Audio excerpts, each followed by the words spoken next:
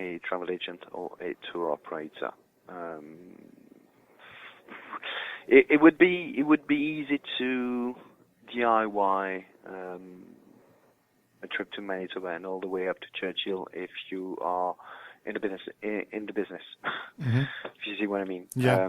There's lots of different options when it comes to exploring Churchill and the wildlife and the Hudson Bay. So you've got a few suppliers. It's very you need to know what you want to do. First, Mm-hmm. you need to decide when you want to go. If you want to experience it in the summer or in the winter, and I can't really help you to decide on this. Both seasons are absolutely fabulous to be in. And then you have to decide what you want to do, how you want to do it.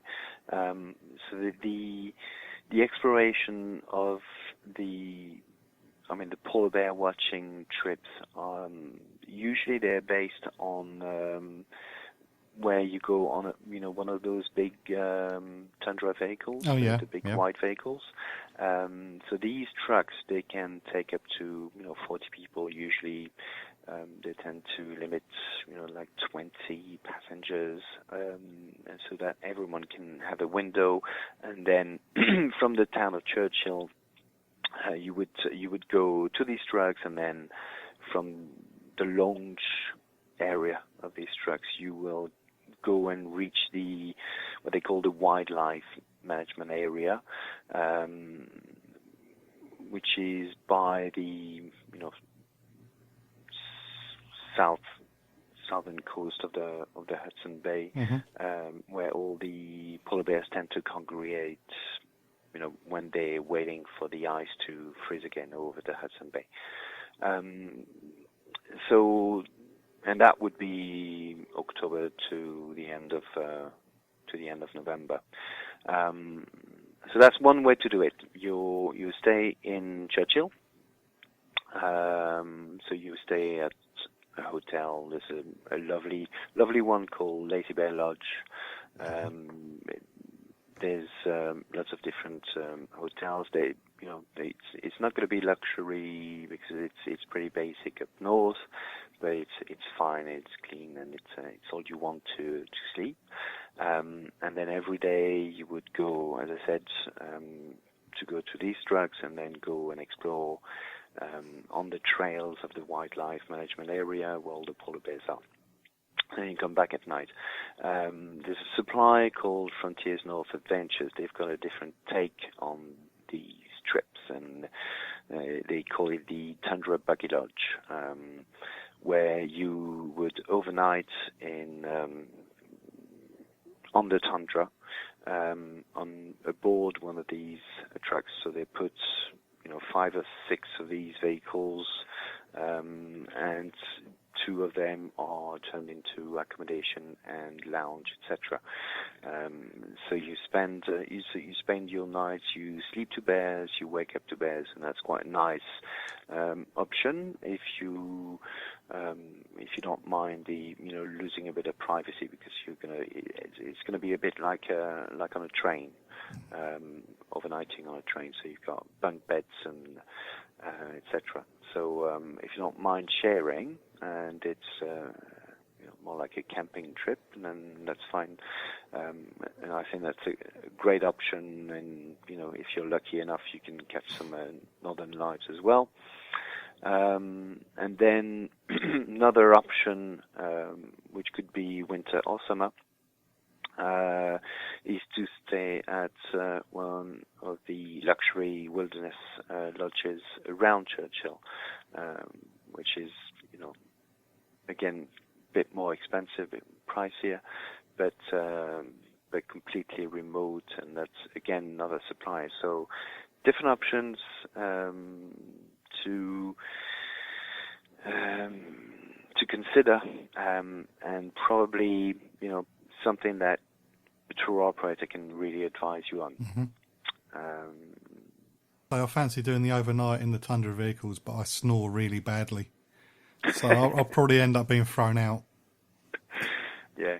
that's one of the joys of sharing a room. But yeah, I mean, it's I really like this option personally. As I said, the company Frontiers North Adventures, they are pretty good in the on that option, because they will partner with scientists, from wildlife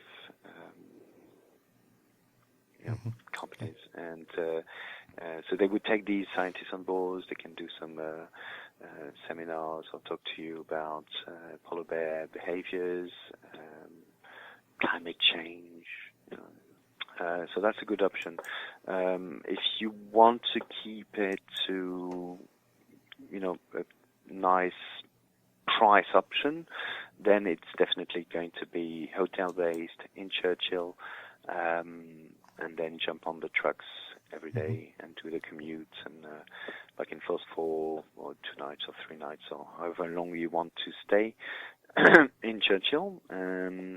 If you have the budget, or if your clients have the budget, go for the luxury wilderness lodge. That's the top level of wildlife watching. One that stands out for me would be the Seal River Heritage Lodge, which is again offered by another supplier in the north called Churchill Wild, and this one would take you 30 minutes out of Churchill on a floatplane to that remote place on the Hudson Bay, you'll get to experience the wildlife there, either summer or winter, with polar bears in the backyard. Okay. And You're listening to the John Guinn Travel Show on seclosounds.org. How can we find out more about Manitoba? Couple of websites. The Travel Manitoba website is one. Tourism Winnipeg is another one. If you leave my contact details, I'll be happy to guide you through everything there is to see in southern Manitoba, in Winnipeg, and everything there is to explore in Churchill. I would probably have to say the best trip I've ever done was to go all the way up to the Hudson Bay. Really, I mean, if you've got a bit of time, bit of budget to put towards polar bear watching, and you've been inspired by programs or documentaries on TV like Frozen Planet, like the Polar Bear Family and Me, everything that we've seen on TV, over the last few years, Churchill is the place to go. You will be absolutely. It's a bit of a life-changing experience. I mean, I was in the Hudson Bay, swimming with beluga whales. That was in the summer. You get to lock eyes with the polar bear aboard one of these, big white vehicles, the tundra trucks, etc. So it is pretty special, and you get to meet a lot of people that have. They relocated to Churchill a long time ago, fell in love with the place, stayed there, started a business as a hotel or as a guide, etc. So you get to meet a lot of very, very interesting people. It takes quite a character to live that way up north, and you get to learn about the bears, which is fascinating. How they how they live in the tundra, what their feeding habits are on the ice, and then during the summer, why they come to Churchill. So it's a never-ending, fascinating story. Okay, great. Thank you for sharing all the information on Manitoba. Thank you very much, John. Well, we've reached the end of another edition of the Travel Show. The websites for secret vineyards and the websites that Guillaume mentioned, along with his contact details, will be posted at facebook.com/John Guinn Travel Show. Again, as I always mention at the end of the show, if you've been to any of these destinations, please do share your pictures and your thoughts about it at the same Facebook page, John Guinn Travel Show. No travel news this week. There was a massive travel story, which I'm sure you heard about when the London airspace was closed down for a few hours. Just a quick tip for you to end the show. Whichever airport you're travelling from, anywhere in the world, always have a list of 3 or 4 local hotels with you, the telephone number and the directions. So if something like that happens to you, you can quickly and very easily get at the head of the queue to find somewhere to stay for the night by looking at the list of your hotels. It's well worth having a backup plan, whatever you do, but not many people think about having a backup plan for the airport. Not every delay or cancellation is going to be down to the airline, so they may or may not be putting you up in a hotel. So just in case, have your own list of each airport you're flying to and from to have a backup list of hotels. If you were caught up in the delays and cancellations at the London airports, please do share your experiences and tell us what happened to you and how you were looked after, if at all. And I hope you can join me next time on the John Guinn Travel Show on seclosounds.org, where each week I'm checking it out before you check in.